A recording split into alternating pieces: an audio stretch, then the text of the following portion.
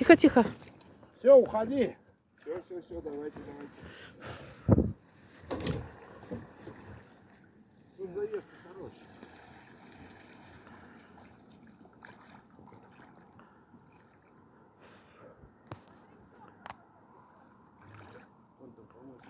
Тут народу всегда много.